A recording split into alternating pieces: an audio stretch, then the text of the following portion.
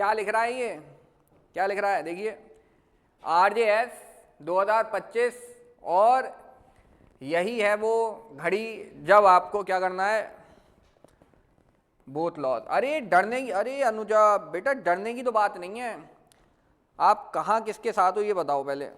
हाँ 1 मार्च से लेके 30 मार्च एप्लीकेशन फॉर्म फिल करने की डेट है ये आपके सामने, 1 मार्च से 30 मार्च तक की, ठीक है।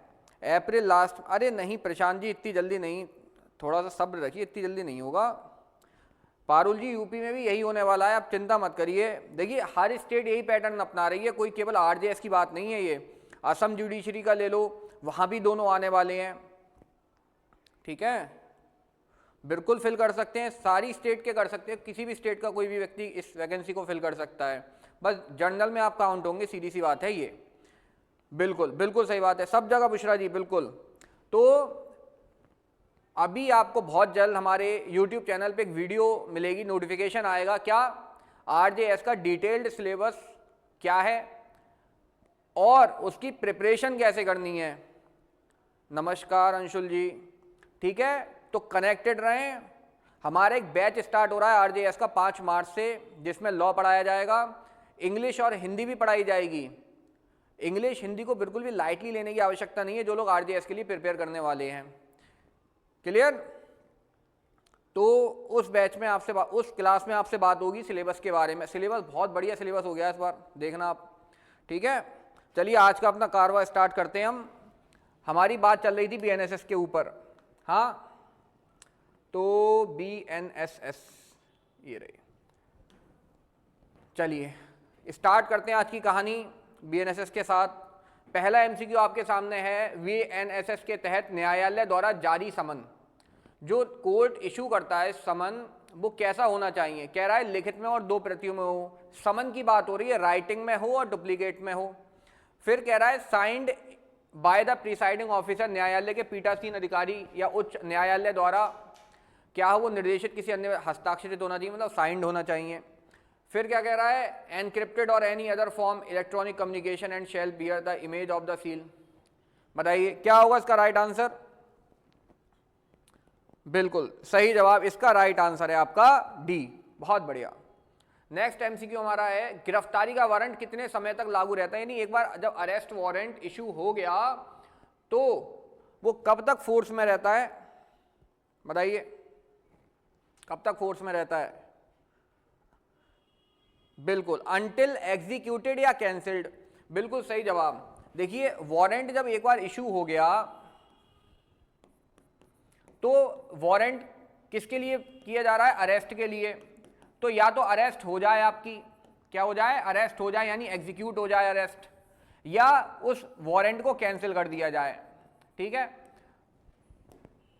इसके बाद नेक्स्ट कह रहा है, जब कोई न्यायालय किसी संदिग्ध व्यक्ति की गिरफ्तारी के लिए वारंट जारी करता है, ठीक है, सस्पेक्टेड पर्सन के लिए, तो उसे यह सुनिश्चित करना चाहिए कि क्या क्या उसको वहां पे कंफर्म करना है।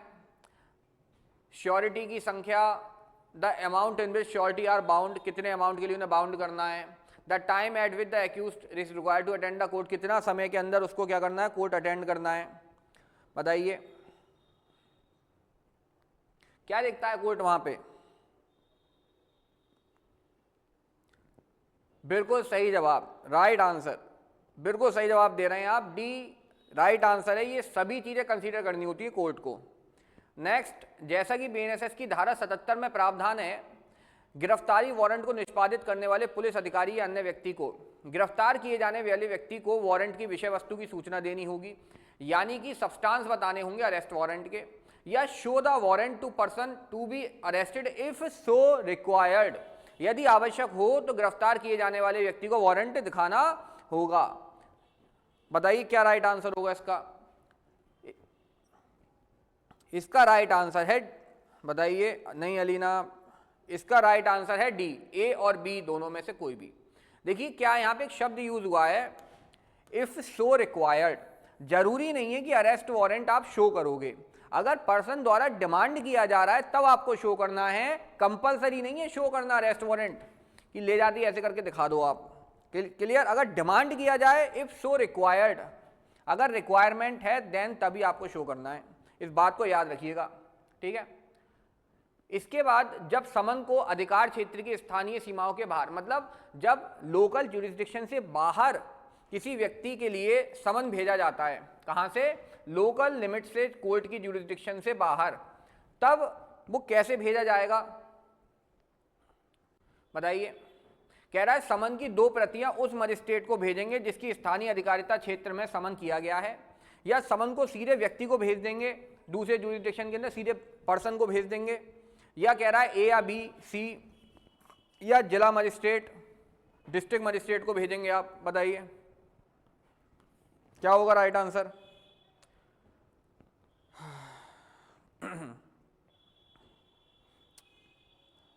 इसका राइट आंसर है आपका ए, समन की 2 प्रतियां डुप्लीकेट में भेजा जाएगा और उस ज्यूरिसडिक्शन में जहां पर समन क्या करना है, डिलीवर होना है आपका, तो उस लोकल ज्यूरिसडिक्शन में भेजेंगे आप मजिस्ट्रेट को, क्लियर, जो उसको फिर फर्दर प्रोसेस से क्या करेंगे, समन कराएंगे, जिससे कि जैसे कि समन अपने ज्यूरिसडिक्शन में क्या करा जाता है, तामील कराया जाता है, उसी तरीके से सेम प्रोसीजर से हम सामने वाले मजिस्ट्रेट को भेजेंगे और वो सेम प्रोसीजर से उस समन की क्या कराएंगे, तामील कराएंगे, क्लियर। तो ए है इसका राइट आंसर।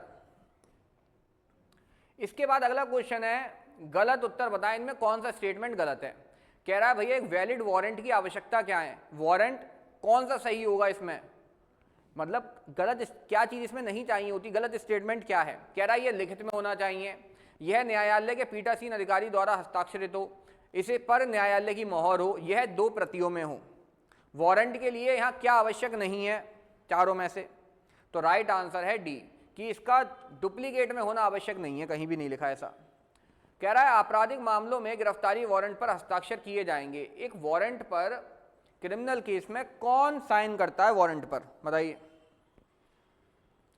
कौन साइन करता है वारंट पर, क्या होगा राइट आंसर। कह रहा है बिल्कुल सही जवाब C, presiding officer of the court, बहुत बढ़िया, बिल्कुल सही जवाब दे रहे हैं आप। इसके बाद नेक्स्ट एमसीक्यू है हमारा, बीएनएसएस की धारा 66 के अनुसार जब समन किया गया व्यक्ति नहीं मिल पाता है तो समन की तामील निम्न में से किस पर की जा सकती है। तो कह रहा है adult member of family, adult male member of family, adult member of family, servant पर, या उपरोक्त में से कोई भी नहीं, बताइए राइट आंसर इसका। हाँ ये है गूगली वाला क्वेश्चन, ये गूगली वाला क्वेश्चन है, ये हरभजन सिंह की गूगली है, बताइए राइट आंसर क्या होगा। हाँ जी, पहली बात तो सी तो किसी कीमत पे हो ही नहीं सकता है, सी को तो आप भूल जाएं, और ए भी गलत जवाब है भाई साहब। सीआरपीसी के अंदर मेल मेंबर लिखा हुआ था लेकिन बीएनएसएस के अंदर मेल हटा दिया गया है, अब एडल्ट मेंबर होना चाहिए आपका, वयस्क सदस्य, जो जेंडर डिस्क्रिमिनेशन था उसे हटा दिया गया, यहां से खत्म कर दिया गया है। पहले था ये सीआरपीसी में मेल मेंबर, अब क्या हो गया है, एडल्ट मेंबर। बात क्लियर है आपको, इस बात को ध्यान रखिएगा, ये बहुत एक्सपेक्टेड क्वेश्चन है पेपर में आने के लिए, ठीक है, बहुत प्रोबेबिलिटी है इसकी, नोट कर लेना अलग से। इसके बाद नेक्स्ट क्वेश्चन है आपका, बीएनएसएस के तहत किस धारा में समन की प्रतिस्थापित तामील की जा सकती है। सब्स्टिट्यूटेड सर्विस किस सेक्शन के अंदर है, सब्स्टिट्यूटेड सर्विस जानते हैं आप, बताइए। देखिए जो नॉर्मल तरीके हैं समन भेजने के, ठीक है, कोर्ट के ऑफिसर द्वारा, अगर वो सारे तरीके फेल हो जाए, पार्टी मिल नहीं रही है, अवॉइड कर रही है, तो हम ये तरीका अपनाते हैं। कौन से सेक्शन में है ये बताइए। बिल्कुल सही जवाब 67, ठीक है 67। इसके बाद अगला है how are the summon served, summon की तामील कैसे की जाती है बताइए। समन की तामील कैसे करते हैं, पुलिस अधिकारी द्वारा, न्यायालय के अधिकारी द्वारा, किसी अधिकृत लोक सेवक द्वारा, या उपरोक्त सभी। ऑर्डर 5 रूल 20, शाबाश अलीना, बहुत बढ़िया बेटा, बहुत बढ़िया। सब्स्टिट्यूटेड सर्विस सीपीसी के अंदर भी है। इसका राइट आंसर है क्या, डी, बिल्कुल सही जवाब। इसके बाद अगला क्वेश्चन है सेक्शन 64(1) सबसेक्शन के प्रावधान में ये कहा गया है कि पुलिस स्टेशन या न्यायालय में रजिस्ट्रार निम्नलिखित में से कौन सा विवरण दर्ज करने के लिए एक रजिस्टर बनाएगा। सही है। 64 किसके लिए बताता है? समन के लिए बताता है। तो उस रजिस्टर में क्या क्या पर्टिकुलर्स लिखने होते हैं? पहले सब सेक्शन का प्रोवाइजो है ये, अभी नया ऐड हुआ है बीएनएसएस के अंदर। बताइए क्या राइट आंसर होगा? तो राइट आंसर है आपका D, address, email address, phone number और अदर डिटेल जो भी हो। ठीक है। इसके बाद यदि कुर्क की जाने वाली संपत्ति ऋण या अचल अन्य चल संपत्ति है तो कुर्की किस प्रकार से की जा सकती है? कुर्की का क्या तरीका है यहां पर बताइए, क्वेश्चन नंबर 12 में। बिल्कुल सही जवाब, राइट आंसर है आपका डी, सीजर द्वारा यानी जब्ती द्वारा, रिसीवर की नियुक्ति द्वारा, या order in writing prohibiting the delivery of such property to proclaimed person. बहुत बढ़िया। इसके बाद यदि कुर्क की जाने वाली संपत्ति अचल संपत्ति है, ये शायद रिपीट हो गया क्वेश्चन। ठीक है, हाँ छोड़िए। नेक्स्ट, सेक्शन 85(1) के प्रावधान के तहत फरार व्यक्ति की संपत्ति की कुर्की इस प्रकार की जा सकती है। बताइए। ये बहुत ही मतलब एकदम तड़कता फड़कता एकदम वो है क्वेश्चन। ये कई बार पेपरों में आ चुका है, लोगों में कंफ्यूजन भी क्रिएट करता है, इसलिए बच्चे इसको गलत करे आते हैं। बहुत इंपॉर्टेंट क्वेश्चन है ये, कई बार जुडिशरी में आ चुका है ये और आगे भी आता रहेगा। बताइए इसका सही जवाब क्या है? कह रहे हैं कि भाई तो आपकी प्रोक्लेमेशन आप करते हो प्रोक्लेम्ड ऑफेंडर के लिए, तो अटैचमेंट प्रॉपर्टी की वो कब कर सकते हो, किस स्टेज पर? तो कह रहा है भाई उद्घोषणा के प्रकाशन के बाद जारी की जा सकती है, मतलब पब्लिकेशन ऑफ प्रोक्लेमेशन के बाद, या issued before publication of before या आफ्टर। फिर कह रहा है कि भैया उद्घोषणा जारी होने के साथ साथ जब आप प्रोक्लेमेशन कर रहे हो तभी कर सकते हो साथ साथ, या D all of the above. इसका राइट आंसर है सी, उद्घोषणा जब जारी कर रहे हैं आप तब साथ साथ क्या कर सकते हैं, कुर्की का भी ऑर्डर दे सकते हैं। क्लियर? अटैचमेंट का ऑर्डर साथ साथ दिया जा सकता है। इसका राइट आंसर है सी, भूलना मत, इसे नोट कर लेना आप अपने उसमें, ठीक है, नोट्स में। नेक्स्ट कह रहा है जब कोई व्यक्ति जिसके विरुद्ध बीएनएसएस की धारा 84 के अंदर उद्घोषणा जारी की गई है उपस्थित होने में विफल होता है तो निम्नलिखित में से किस मामले में उद्घोषित अपराध घोषित किया जा सकता है? बताइए किन किन मामलों में उसे उद्घोषित अपराधी डिक्लेयर हम कर सकते हैं? बताइए।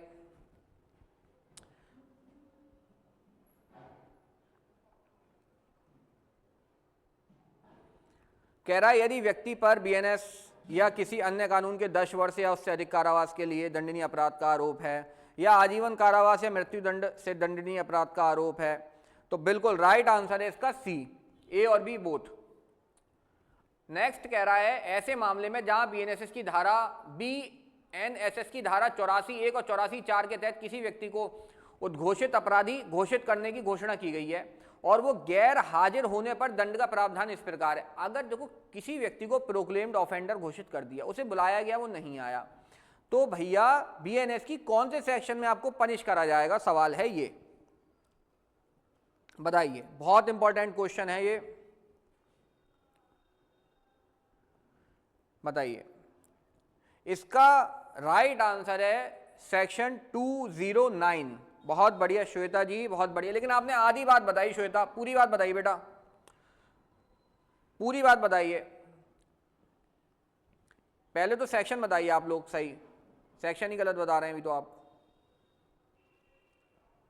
सेक्शन है इसका 209, 209। अब देखिए इसके अंदर पनिशमेंट कैसे है। पनिशमेंट दो टाइप से है। अगर 84(1) की बात करें तो 84(1) के वायलेशन में पनिशमेंट है आपकी 3 ईयर तक की इम्प्रीजनमेंट, और अगर 84(4) की बात करते हो तो इसमें अप टू कितने ईयर है बताओ? अप टू 7 ईयर है पनिशमेंट। कितनी है? Up to 7 year. हाँ 209 राइट आंसर है। ये देखिए बहुत इंपॉर्टेंट क्वेश्चन है ये, इसको याद रखिएगा अच्छे से। पनिशमेंट को भी याद रखना है आपको। 84(1) के तहत मैक्सिमम 3 ईयर और 4 के तहत मैक्सिमम 7 ईयर इम्प्रीजनमेंट। क्लियर? मुझे लग रहा है आज का आपका आना सफल हो गया है सेशन में। हो गया नहीं हो गया? बताइए। गिरफ्तारी से बचने के लिए किसी संदिग्ध द्वारा खुद को छुपाने के मामले में न्यायालय जारी कर सकता है, मतलब absconding arrest, person absconding arrest, conceal कर रहा है कि मैं अरेस्ट ना हो जाऊं, तो बताइए क्या क्या आदेश जारी कर सकते हैं उसके विरुद्ध?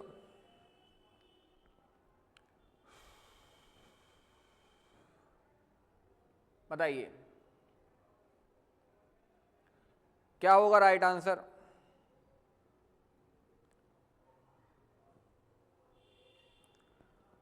सोच कर बताइए, आंसर गलत आ रहे हैं भाई,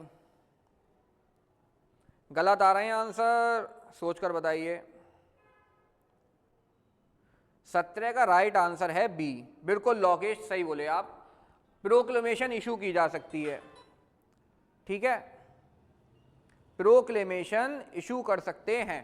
क्लियर? नेक्स्ट, बीएनएसएस की धारा 99 के तहत जब्ती की घोषणा को रद्द करने के लिए आवेदन की सीमा क्या है? मतलब आपका क्या हो गया, अटैचमेंट, सॉरी फोरफीचर हो गया है, तो उसको रद्द कराने के लिए कितना क्या है टाइम पीरियड यहां पर दिया गया है, बताइए। अच्छा 99 के अंदर फोरफीचर है किस चीज का, बताइए। कुछ पब्लिकेशंस वगैरह का फोरफीचर है 98 के अंदर, जिसे 99 में अपील के द्वारा हटाने की बात हो रही है। पहले तो राइट आंसर बताओ आप इसका,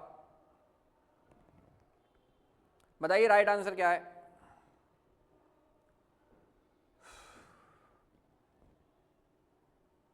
राइट आंसर है बी, कह रहा है 2 month from the date of publication, right answer है आपका बी। अच्छा अब बताइए किस कोर्ट में जाके आप अपील कर सकते हो इसको सेट असाइड करने के लिए, कहां अप्लाई करेंगे सेट असाइड के लिए, जल्दी से ये और बताइए, कहां करते हैं अप्लाई? बहुत बढ़िया शिवानी, शाबाश बेटा, चेतना जी, शिवानी, बहुत बढ़िया। हाई कोर्ट में अपील करनी पड़ती है, हाई कोर्ट में, क्लियर, याद रखिएगा। नेक्स्ट कह रहा है सेक्शन 100 के अनुसार सर्च वारंट इनमें से कोई कौन सा कोर्ट, कौन सा व्यक्ति यहां इशू नहीं कर सकता, बताइए।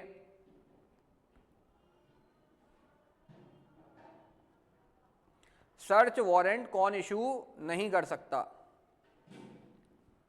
बताइए।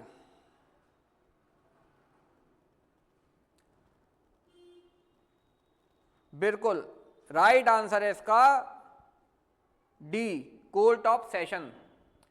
सेक्शन 100 की बात कर रहे हैं हम, देखिए 100 की, इस बात को याद रखिएगा, 100 के पर्सपेक्टिव में बात हो रही है।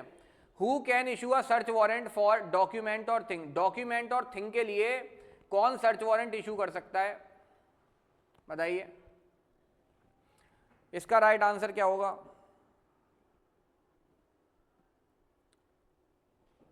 बिल्कुल सही जवाब, इसका राइट आंसर है एनी कोर्ट, कोई भी न्यायालय, ठीक है, कोई भी न्यायालय।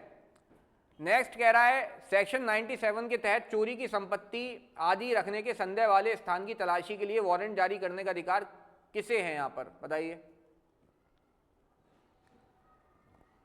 सेक्शन 97 की बात कर रहे हैं हम, बताइए।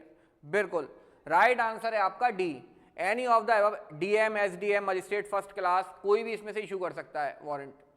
फिर कह रहे हैं what are the objectionable material, यानी आपत्तिजनक सामग्री क्या है जिस पर 97 सेक्शन लागू होता है, ठीक है, जिस संपत्ति को सीज वगैरह करा जा रहा है वो कौन सी संपत्ति है इनमें से? कह रहा है अश्लील सामग्री, जाली दस्तावेज, झूठी मोहरें, या डी उपरोक्त सभी। तो इसका राइट आंसर है डी, बहुत बढ़िया।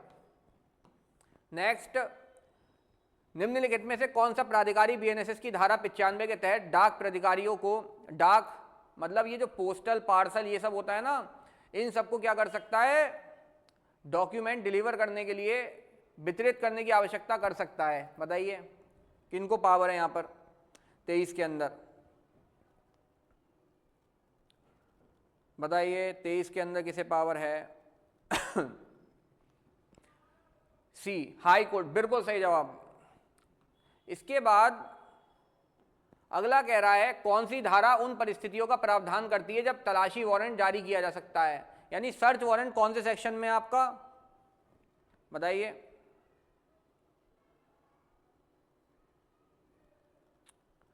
सर्च वारंट कितने में है?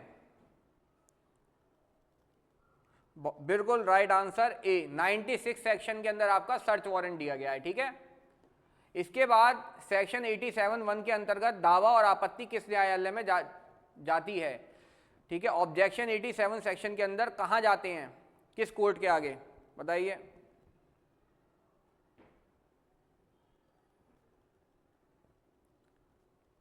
तो कह रहा है वह न्यायालय जिसमें कुर्की का आदेश जारी किया जाता है, जिले के मुख्य न्यायिक मजिस्ट्रेट का न्यायालय जब कुर्क की गई संपत्ति जिले के बाहर हो। देखिए ज्यूरिसडिक्शन से बाहर प्रॉपर्टी है तब वहां के सीजीएम के कोर्ट में। बताइए क्या राइट आंसर होगा? तो इसका राइट आंसर है आपका सी। नेक्स्ट क्वेश्चन है, प्रोक्लेम्ड ऑफेंडर जिसकी संपत्ति कुर्क की गई है वह कितने समय के भीतर उपस्थित होकर संपत्ति या बिक्री आय पर अपना दावा यानी ऑब्जेक्शन फाइल कर सकता है, अपना क्लेम फाइल कर सकता है? बताइए क्या टाइम फ्रेम है यहां पर? बिल्कुल सही जवाब। इसका आंसर है आपका 2 ईयर ऑफ अटैचमेंट, 2 सालों के अंदर। नेक्स्ट, निम्नलिखित में से किस परिस्थिति में न्यायालय समन के बदले या इसके अतिरिक्त वारंट जारी कर सकता है? Summon in lieu of warrant, sorry warrant in lieu of summon, ठीक है। बताइए। देखिए एक चीज मुझे याद आई, 1 मिनट रुकिए। देखो आरजेएस का जो लास्ट पेपर हुआ था, आरजेएस की बात कर रहा हूं मैं, उसमें ये क्वेश्चन आया था पेपर में। और क्वेश्चन कैसे आया था? उन्होंने पूछा था कि समन इन ल्यू ऑफ वारंट तो आप जानते हो, वो sorry warrant in lieu of summon तो आप जानते हो, ठीक है। समन की जगह वारंट जारी करना, ल्यू तो है, वहां पे उसने एडिशन भी लिख रखा था। तो पूछा था बताओ ऑप्शन कैसे दिए थे कि वारंट इन ल्यू ऑफ समन जाता है, एडिशन में जाता है, सी ऑप्शन दिया था कि एडिशन एंड ल्यू दोनों जाता है, और डी में कुछ ऐसी बना के दे दिया था। तो राइट आंसर इसका क्या होगा कि एडिशन में भी जा सकता है, समन के अतिरिक्त वारंट भी भेज सकते हैं, या समन के बजाय वारंट। पता चल रहा है कि जिस व्यक्ति के लिए समन भेज रहे हो, आप भेजना चाह रहे हो, वो इतना धूर्त व्यक्ति है कि समन भेजते रहो आप, वो आएगा ही नहीं कोर्ट में, पेश ही नहीं होगा। हाँ, उसका कैरेक्टर ऐसा है, तो वारंटी भेजना पड़ेगा नहीं भेजना पड़ेगा? समन भेजने का फिर क्यों टाइम बर्बाद करूं? वक्त तो वहां दिया जाता है ना जब पॉसिबिलिटी होगी कुछ हासिल होगा, और कोर्ट का तो भाई वक्त वैसे ही बहुत कीमती है। क्यों मुस्कान, है ना? देखो कहीं और ले गए बेटा आप, मुस्कान लग रहा है। चलो आगे कह रहा है बीएनएसएस की कौन सी धारा न्यायालय को दस्तावेज जब्त करने की शक्ति देती है? इम्पाउंड, बहुत इंपॉर्टेंट सेक्शन है इम्पाउंड। बताइए। मुस्कान कह रही है यस सर। बताइए, सीधे उठा लो। हाँ पारुल, बिल्कुल सही जवाब। ओहो, मेरे कुछ स्टूडेंट हैं, वो पता है क्या करते हैं, जैसे मैं पढ़ा रहा हूँ किसी चीज़ को, मतलब मुझे पता नहीं कहाँ से इनबिल्ड है, गाने वाने याद आ जाते हैं पढ़ाते टाइम।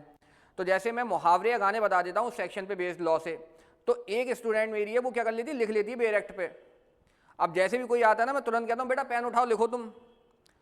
बताइए कौन सा सेक्शन है? 109। देखिए इम्पाउंड। अब बताइए इम्पाउंड जो है सीपीसी में कौन से ऑर्डर के अंदर दिया गया, इतना बता दो आप, और कौन से रूल के अंदर है, कोई बता सके तो। चलो ऑर्डर बता दो, रूल नहीं पूछ रहा, हटाओ मैं। ऑर्डर बताओ जल्दी से। इम्पाउंड यानी डॉक्यूमेंट जब्त कर लेना, कौन से ऑर्डर के अंदर है? बताइए। नहीं, यहाँ तो 20 सही बता रहे हो आप, 109। हाँ बताइए, सीपीसी के अंदर। अरे नहीं प्रशांत जी, गजब मत ढाइए, ऐसा काम मत करिए। नहीं नहीं, हाँ चेतना, बिल्कुल राइट आंसर। राइट आंसर है ऑर्डर 13। ऑर्डर 13 के अंदर है इम्पाउंड, ठीक है। याद रखिएगा, पेपर में बहुत बार क्वेश्चन आया है ये सीपीसी के अंदर। अब इसे याद कैसे करोगे? जैसे पता चला कोई डॉक्यूमेंट आपने कोर्ट में पेश करा, जब डॉक्यूमेंट पेश करोगे कोर्ट में दोगे, फिर क्या दे दोगे वापस? क्या होगा, रख लो भैया जज साहब, आप ही रख लो, आप ही का हो गया, ऐसे नहीं ना, वापस भी तो लोगे। इम्पाउंड का मतलब होता है क्या कर लेना, दस्तावेज जब्त कर लेना, यानी कोर्ट अपने पास रख ले रहा है। सही है। आपने मांगा कि भैया दे दो, कोर्ट भैया दे दो, और कोर्ट कह रहे हैं नो, हम नहीं देंगे तुम्हें। नो यानी 9, 109, ठीक है। ऐसे याद कर लेना नंबर। क्लियर? चलो, कहोगे क्या करते रहते हो आप? हाँ याद हो गया नहीं हो गया ये बताओ सीधे। देखो भावनाओं पे जाया करो बस सीधे। बस बहुत बढ़िया बेटा, आओ आगे। कह रहा है बीएनएसएस के अनुसार गिरफ्तारी वारंट निष्पादित किया जा सकता है। कहाँ वारंट एग्जीक्यूट किया जा सकता है भाई बताइए? एक जो वारंट निकला है किसी के अरेस्ट के लिए, उसे कहाँ एग्जीक्यूट करोगे?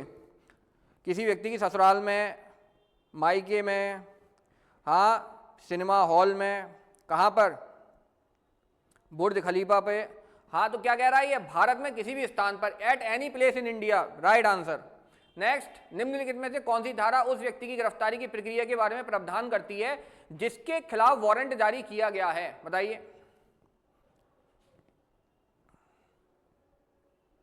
बताइए क्या है राइट आंसर? ओहो, राइट आंसर बताइए। नहीं, गलत जवाब दे रहे हैं आप लोग। राइट आंसर क्या होगा? अरे नहीं भैया, हाँ पारुल ने दिया सही जवाब। ए इज द राइट आंसर, बिल्कुल। हाँ ए है राइट आंसर, 82 सेक्शन। बहुत बढ़िया।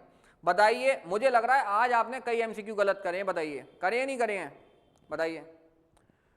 तो आज तो सुपर डुपर हिट रहा है यानी हमारा सेशन ये।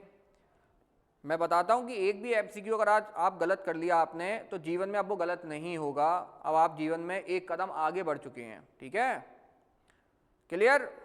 तो ऐसी मेहनत करते रहिए। फिर मुलाकात होती है आपसे कल के सेशन में।